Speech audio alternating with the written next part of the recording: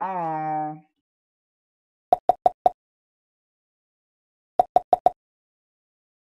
Ow.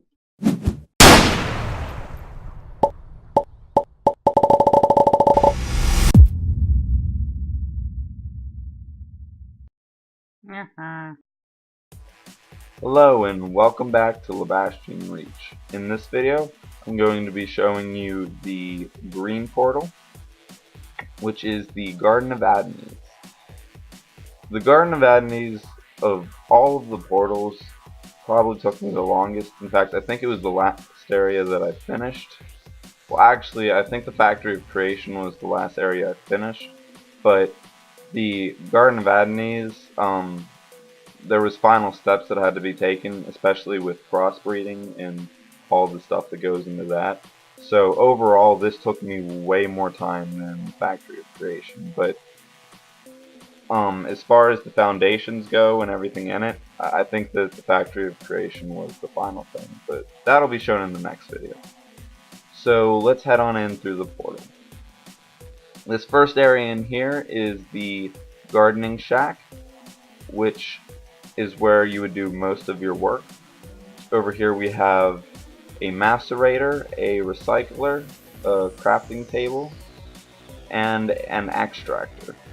You have your source of power over here, which is powered by solar panels, which I thought was appropriate for a garden. And you have a chest here just to store stuff. All those other chests over there have specific purposes, and I will explain them later in the video. As well as that lever right here. The lever is really important. So let's start with, there is a snake. Hello, snake.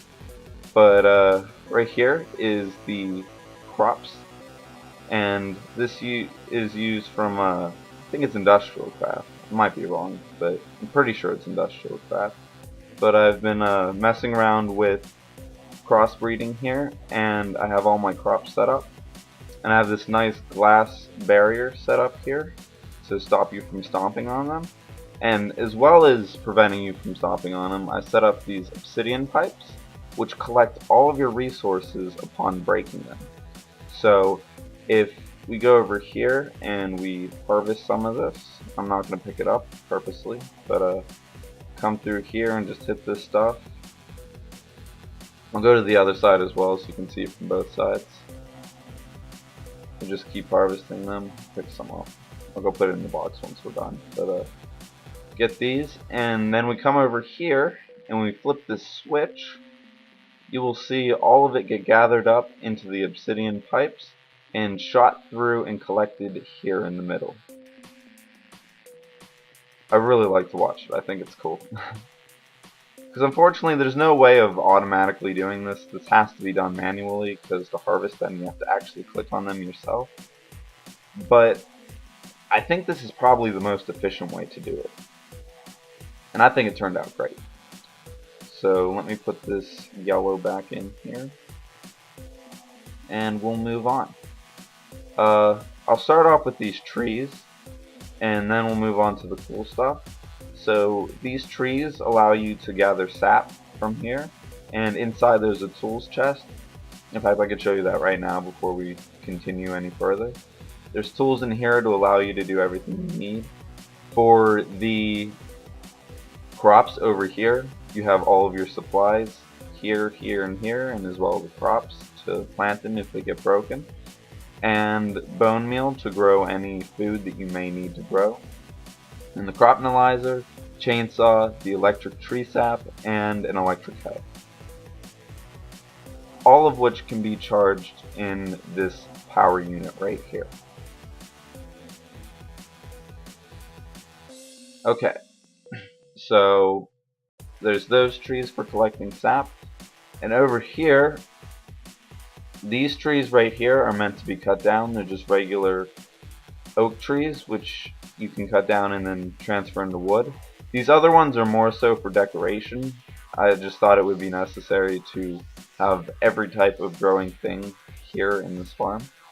And there's these trees, which are one of each from both the mod and just the regular trees in the game. And you can cut these down if you want to, but really you only need these to create wood. And there's 4 of them, so you can just plant it, grow it, and cut it down. So that's it for the trees. I was going to do a automatic tree farm right where these ones are, but it was much too complicated and I couldn't figure out a good system to make it work, so I just ended up making it manual. So over here, we're on to the semi-automatic and automatic farms. This is my semi-automatic cactus farm. The water design is of my own. I've created it so that it goes down a level each time, so none of the cactus gets stuck. It all falls down and collects into the middle, and then collects into an obsidian pipe, which is transferred into that gardening shack over there. Over here, I have my semi-automatic melon farm, which is the same as my semi-automatic cactus farm, which you can see over there, or semi-automatic pumpkin farm. And what happens is, after you hit the harvest switch, which I will do later, these top pistons push down and break the melons, and then these bottom pistons go down and there's water behind it which pushes them all through, and they collect in the obsidian pipe down there. The pumpkin farm, which I'm going to show you, works exactly the same way, but may as well show you them while we're here. As you can see, exactly the same layout, and they all collect in the obsidian pipe down there. My semiotic sugarcane farm was probably the most challenging thing. Getting a system to work correctly was extremely difficult. After I hit the harvest switch, I'll come over here and explain to you better how it works, but this water design is completely genuine. It's all mine. It was seriously so difficult to come up with this. It was just trial and error over and over again until I finally got something that works. But pretty much, long story short, the water collects in the center and the obsidian pipe takes it back to the center like the other ones. Now the last one is my automatic cactus farm. Or, why do I keep saying cactus? Must be on my mind.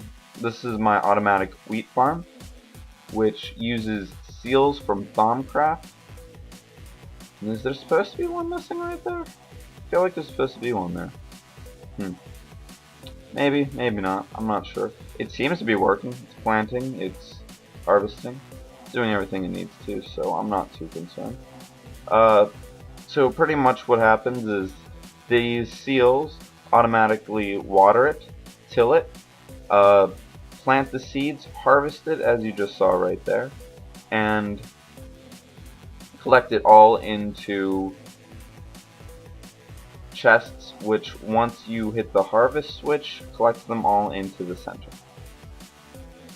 Now for the moment of glory, we can go back inside and I'll hit the harvest switch. I'm going to run over to my melon farm so you can see how that works. The other ones are pretty self-explanatory. So let's go ahead and hit that. And let's make a run for it. You can see the lights turn on all of them, and that just means that it's on and it is collecting. So you can see all the melons falling down, collecting down there, and being shot down into the shack. Over here is the cactus farm. You can see they push out and cause them to break, and they all collect into the middle. And over here, I can explain to you what this does. I have things set up. I think it's inside here, but these bricks that I'm standing on right now, they push out for only a moment and then go back in so that they don't collect on top of it. And now you can see behind there is a water source block right there and one in the middle, and it causes it all to come down this way and fall down through there.